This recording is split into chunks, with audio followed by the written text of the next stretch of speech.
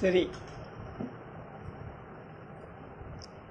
జీడిగుంట విజయ సారథి గారి ప్రాచీనాంధ్ర సాహిత్యంలో విఘ్నేశ్వర స్తుతి పద్య 3వ భాగం 7/9/24 వినాయక చవితి శుభాకాంక్షలతో స్వాగతం. హరవిలాసం గణేశ ప్రార్థన శ్రీనాథ్. తెలుగు సాహిత్య చరిత్రలో 16వ శతాబ్దం శ్రీకృష్ణదేవరాయల యుగం లేదా ప్రబంధ యుగంగా పరిగణింపబడితే అంతకు ముందు 100 సంవత్సరాల యుగకర్త బ్రాహ్మీ దత్త వరప్రసాదుడుగా కీర్తింపబడే శ్రీనాథ కవి సార్వభౌమ. అందుకే ఆంధ్ర సాహిత్యంలో 15వ శతాబ్దం శ్రీనాథ యుగంగా ప్రసిద్ధి చెంది. నాకు తెలిసిన శ్రీనాథుడి కంటే ఎక్కువ పద్యాలు రాసిన కవి ప్రాచీన తెలుగు కవులలో మరొకరు కనపడారు. అంతేకాదు ఆధునిక యుగం వరకు ఉన్న కవుల గురించి లభ్యమవుతున్న వారి జీవిత చరిత్రలు గమనిస్తే శ్రీనాథుడి జీవిత చరిత్ర కన్నా ఎక్కువ వివరాలు మరి ఏ కవికి కూడా కనపడవు. తెలుగు కవులలో శ్రీనాథుని వరించిన ఘనకీర్తి ప్రతిష్టలు సంపదలు ఇంకా ఏ కవికి లభించలేదని చెప్పాలి. అంతేకాదు శ్రీనాథుడు తన అవసాన దశలో పడిన కష్టాలు కూడా చరిత్రలో మరే కవి కూడా అనుభవించలేదు. తన జీవన్మరణాలు 2 కూడా చరిత్రలో నిలిచిపోయే విధంగా గడిపిన ఒక జీవిని అధిగమించిన కవి శ్రీనాథ కవి సార్వభౌమ. అందుకే ఆయన కీర్తించే వినాయకుడు కూడా బ్రహ్మాండాన్ని అధిగమించే ఉండాలి. అలా చేసిన వర్ణనే తను రచించిన హరవిలాస కావ్యం ఇష్టదేవతా స్తుతిలో చేసిన ఈ విఘ్నేశ్వర ప్రార్థన. ఈ శేషపద్యం ఆధారం పద్యధార చూడండి. శ్రీనాథుని ప్రసిద్ధ ధారాధ్వని అని ఎందుకు అంటారో అర్థము. కలిత సుండాదండ గండూషితోన్ముక్త సప్తసాగర మహాజలధరము వప్రక్రియా కేలివస వికీర్ణ సువర్ణ మేదినీధరరత్న మేఖలములు పక్వజంబూఫల ప్రకట సంభావన శుంభిత భూభృత్ కదంబకములు వికట కండూల గుండగండక దేహ మండలీ గట్టిద బ్రహ్మాండ కర్పరములు శాంభవీ శంభు లోతనోత్సవ కరములు వాసవాజ్యమృతాజన వదితములు విఘ్నరాజ మదోల్లాస విభ్రమములు మించి విఘ్నోపశాంతి గావించు గాత. అర్థం సంగతి పక్కన ఒకసారి పద్యం చదవండి. ఎంత ధారా ప్రవాహంలో పద్యం ప్రవహిస్తాం.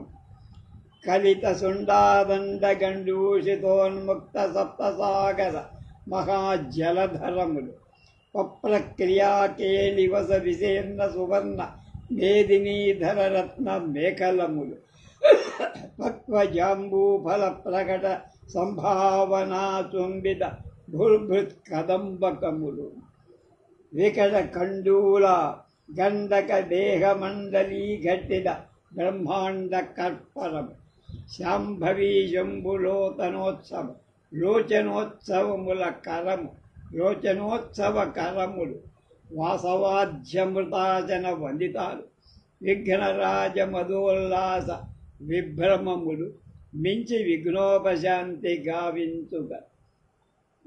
అర్థం వినాయకుడు తన తొండంతో సప్తసాగరాల్లోని నీటిని పీల్చి పుక్కిలించి 4 దిక్కులా చిమ్మేస్తున్నాడు. మేరు పర్వతాన్ని ఢీకొని అందులో ఉన్న రత్న సానువులను వప్రక్రీడ అంటే తన దంతం కుంభస్థలంలో కొండని ఢీకొట్టి ఆడే ఆటతో నలకొట్టి నజ్జు చేశారు. ఆయనకి మహాపర్వతాలు నేరేడు పళ్ళులా కనపడుతుంటే తన తొండంతో లాక్కొని ముద్దు పెట్టుకొని తప్పరిస్తున్నాడు.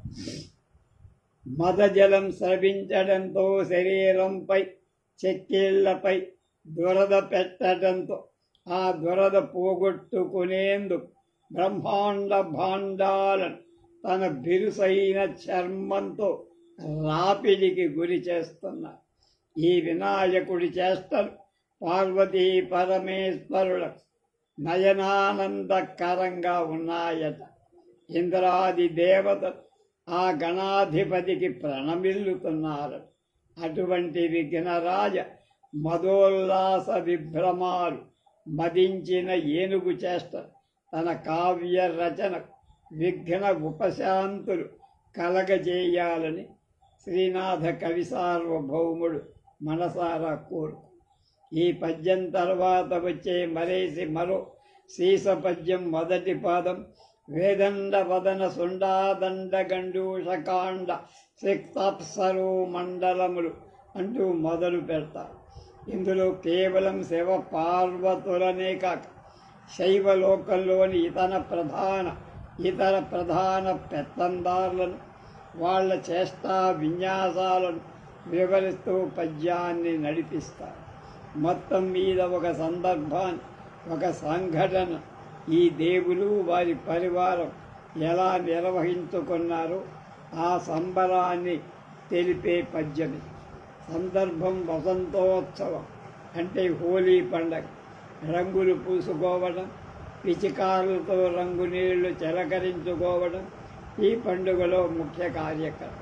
అందుకే మన గణపతి తన సహజ పిచికారి అంటే తొండంతో నీటిని పీల్చి ఆ నీళ్లను అప్సర స్త్రీల మీద చల్లుతుంది.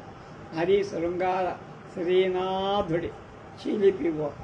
దొరికిన ఆధారాలు బట్టి చరిత్రకారుడు శ్రీనాథుడు జీవించిన కాలం క్రీస్తు శకం 1365 నుంచి 1441, 35, 41, 76 ఏళ్ళు.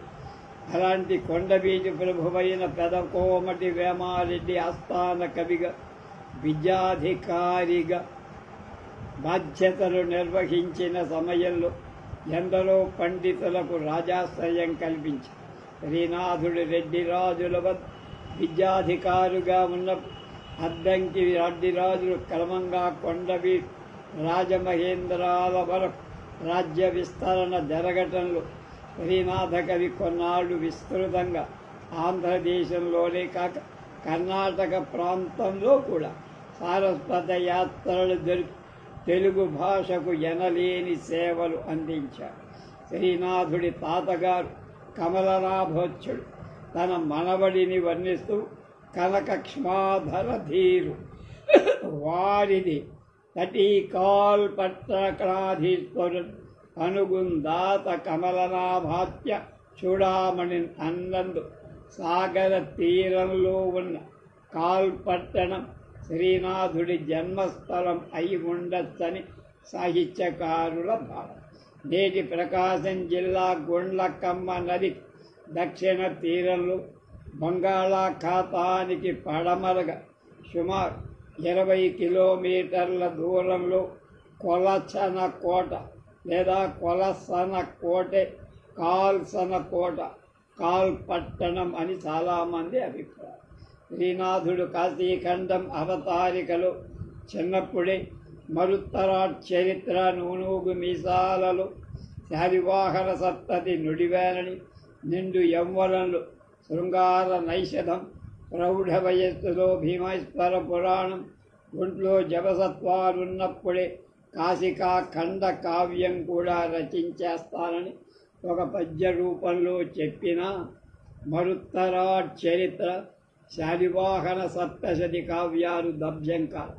అలాగే ఇతర కవులు, సన్నిహితులు, బంధువులు తమ కావ్య అవతారికలలో పద్యాలను ప్రస్తావించిన దాన్ని బట్టి పండితారాధ్య చరిత్ర, ధనంజయ విజయం, నందనందన చరిత్ర, వల్లభాభ్యుదయం అనే కావ్యాలు కూడా రచించి ఉండొచ్చు.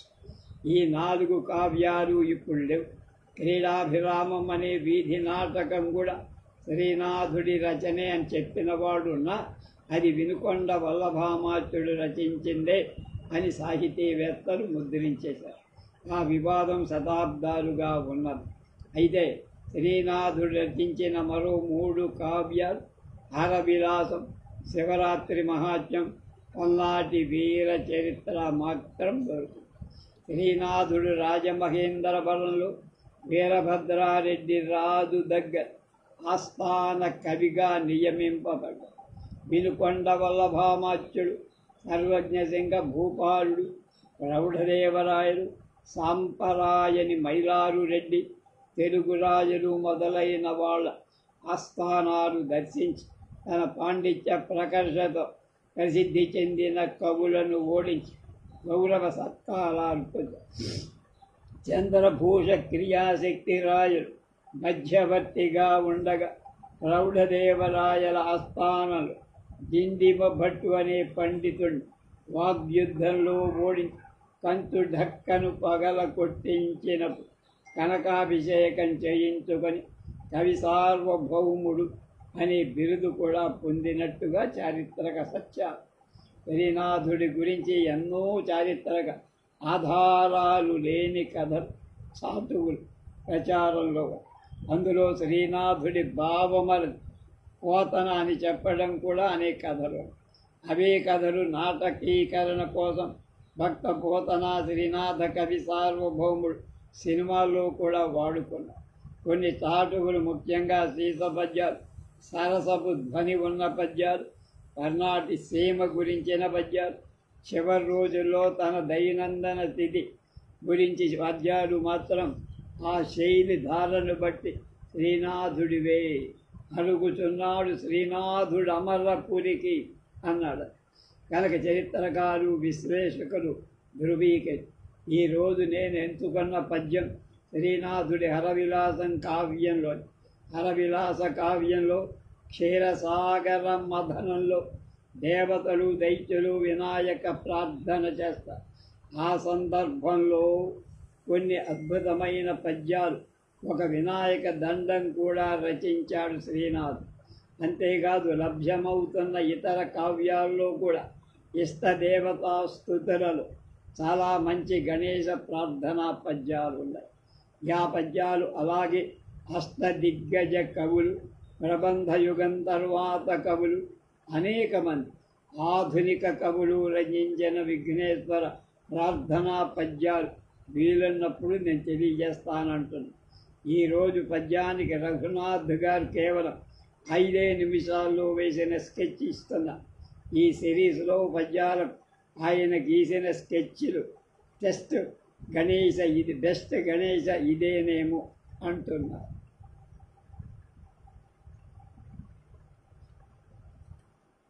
తొండంతో నీళ్లు చల్లటం.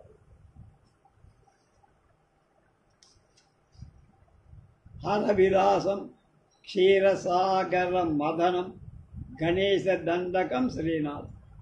ఇంతకు ముందు ప్రస్తావించిన ప్రాచీన తెలుగు సాహిత్యం విఘ్నేశ్వర స్తుతుల వ్యాస పరంపరలో హరవిలాస కావ్యంలో కలిత సుండాదండ, వేదాండ సుండాదండ పద్యాలను శ్రీనాథుడి ఊహా పటిమ గురించి చెప్పారు.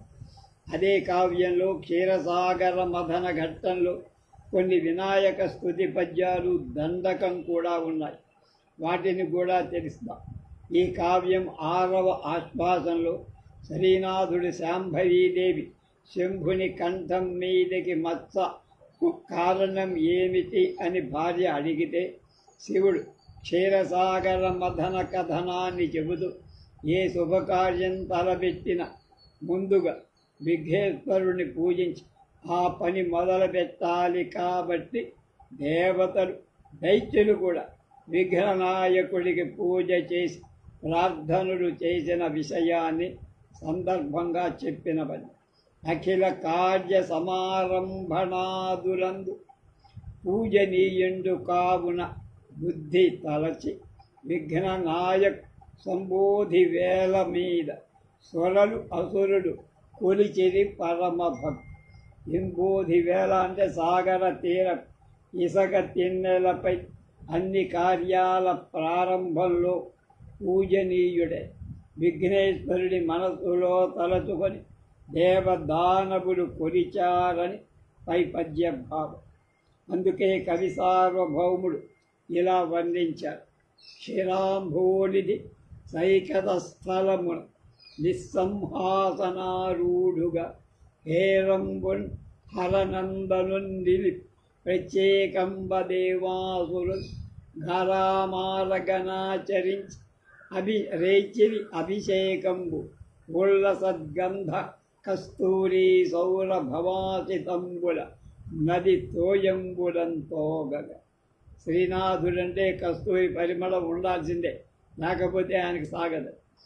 దేవాసురుడు ఆ పాల సముద్ర తీరంలో ఉన్న ఇసక స్థలం హేరంబుడని పిలువబడే హరనందనుడైన గణపతి దేవుణ్ణి ఎంతో గౌరవంతో ప్రత్యేకంగా ప్రతిష్ఠించిన సింహాసనంపై అధిరోహింపజేసి ఒళ్ళసిల్లుతుంటే గంధం కస్తూరి సౌరభ పరిమళ ద్రవ్యాలు నదీ జలంతో అభిషేకించి స్నానాలు చేయించారు.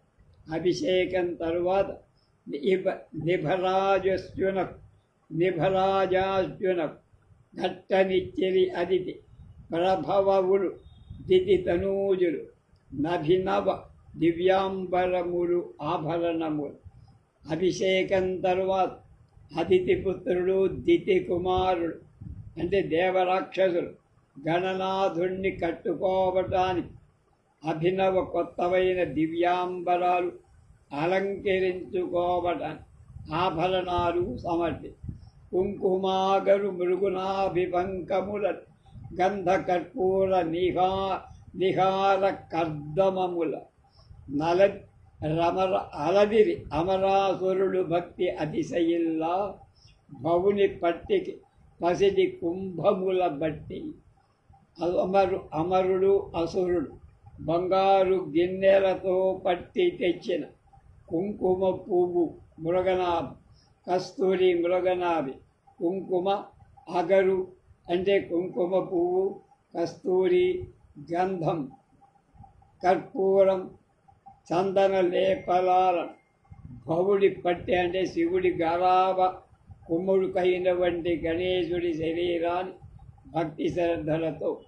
తర్వాత పద్యంలో భోజన ప్రియులైన శ్రీనాథుడు తనకిష్టమైన పిండి వంటల జాబితా దేవతలు బొజ్జ వినాయకుడికి సమర్పించే ప్రసాద నైవేద్యాలుగా తనకి ఎంతో ప్రియమైన సీసపద్య ధారలకు ఊరూరించే విధంగా చెప్పారు.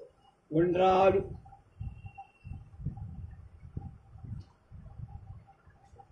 నూటిడి పుండ్రేక్షులదేన అరటి పండ్లు బూరియలు ఘృతం పెసరు పప్పును పాలు పెరుగోగిరంబులు పాయసాన్నంబులు పానకం నారికేళంపు బొండాలు మీగడయున్ నవనీత పిండ ఖండములు కుడుము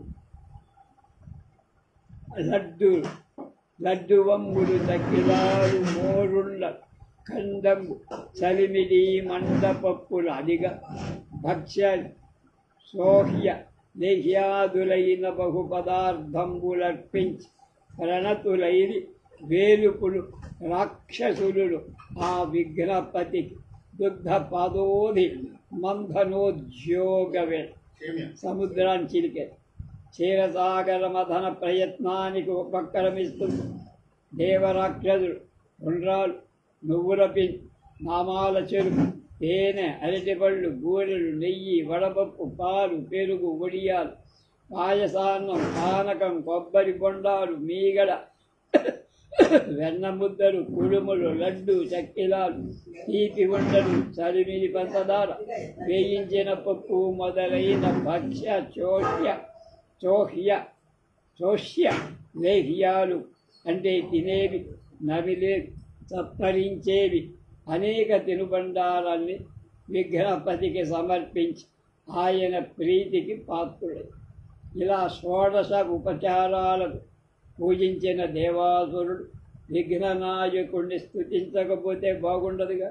అందుకని ఈ అవకాశం తీసుకొని శ్రీనాథుడు ఒక అద్భుతమైన దండకం రాసి జయ జయ జగదేక రక్షామణి దేవచూడామణి శ్రేణి సోణ ప్రభాజార సుస్మేర పాదారవింద ముకుంద ప్రియ ఇందుధారి కడస్యంది దానాంబుదాహరాధని ఘోరనిగాహ కౌతూకల యత్తమత్త ద్విరేపాంగనాగాన సంగీతరంగీకృత స్వాంత దంతావళస్య సమస్య నమస్య త్రిలోకైకవస్య యవస్యాయ శైలాత్మజా ధర్మ సంతాన కల్పద్రుపుష్పావతంస అసారోరు సంసారమాయాంధకారాకృతి ప్రక్రియా భాస్కర కోటి భాస్వం నిరాఘాట దేహ ప్రభా భాస్వర దేవా హేరంబ లంబోదర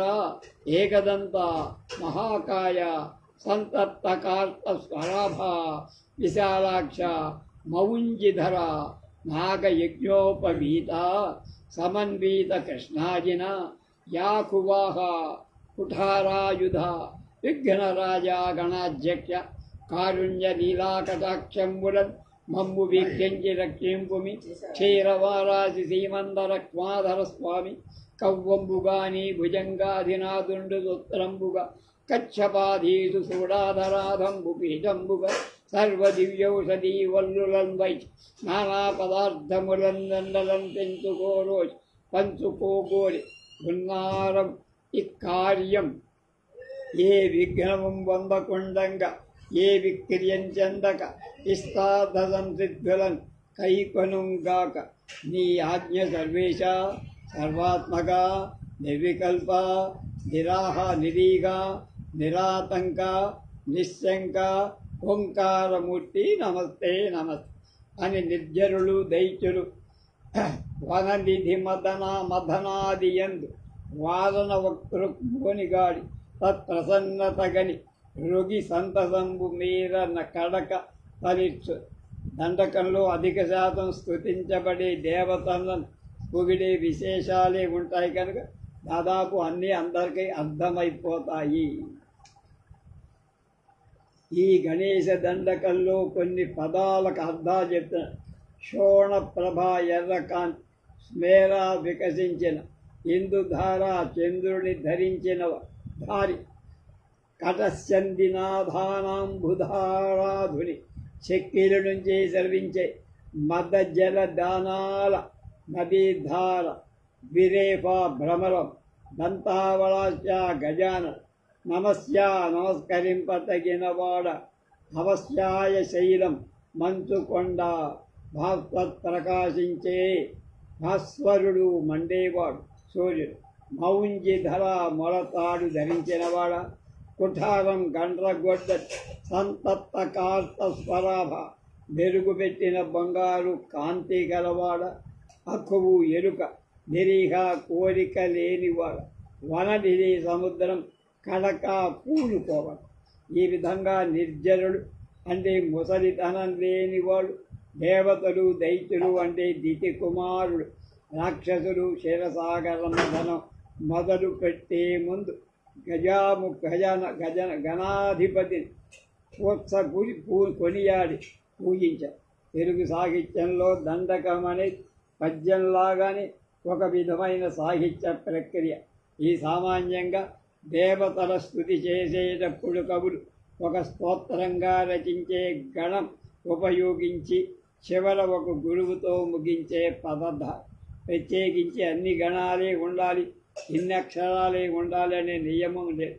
ఈ దండకం ప్రక్రియ సంస్కృతం నుండి తెలుగులోకి వచ్చి పాశుపతాస్త్రం కోసం అర్జునుడు చేసిన స్థివ స్తోత్రం దండకాన్ని మొట్టమొదటిగా ఆదికవి నన్నయ్య అరణ్య పర్వంలో రాశాడు. మనలో చాలామందికి ఎవరు రచించారో తెలియకపోయినా కనీసం 4-5 నామాలైన నోటికి వచ్చిన తెలుగునాట అత్యంత ప్రసిద్ధ చెందిన దండకం శ్రీ ఆంజనేయం ప్రసన్నాంజనేయం ప్రభాదివ్యగాయం ప్రకీర్తిప్రదాయ భజే వాయుపుత్రం భజే బాలగాత్రం భజేహం పవిత్రం భజే సూర్యమిత్రం భజే రుద్రరూప భజే బ్రహ్మతేజం అంటూ మొదలయ్యే ఆంజనేయ దండ.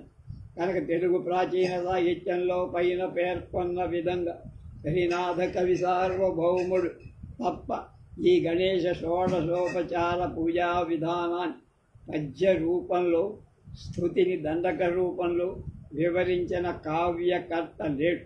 అలాగే నైవేద్య పదార్థాల్లో ఉండ్రాళ్ల ప్రస్తావన కూడా శ్రీనాథుడే చేసి ఈ వ్యాసానికి నేను ఎన్నుకున్న చిత్రం వాట్సాప్ గ్రూపుల్లో ఆకాశంలో దర్శనమిచ్చిన వినాయకుడు అనే శీర్షికతో సర్క్యులేట్ అయినప్పుడు ఫోటోషాప్ చేశారేమో అంటూ అనుమానం వెలిబుచ్చదు రఘునాథ్ దెందుకూరి నాతో పంచుకున్న ఫోటో నాకు బాగా నచ్చింది. అలాగే క్షీరసాగర మథన సమయంలో పూజించే వినాయకుడి గురించి దండకం క్షీరల్లాగానే తెల్లగా, అలాగే ఆకాశమంత పెద్దగా ఉంటే బాగుంటుందని, మీకు కూడా ఖచ్చితంగా నచ్చుతుందని ఈ ఫోటో ఈ వ్యాసానికి జత చేస్తున్నా.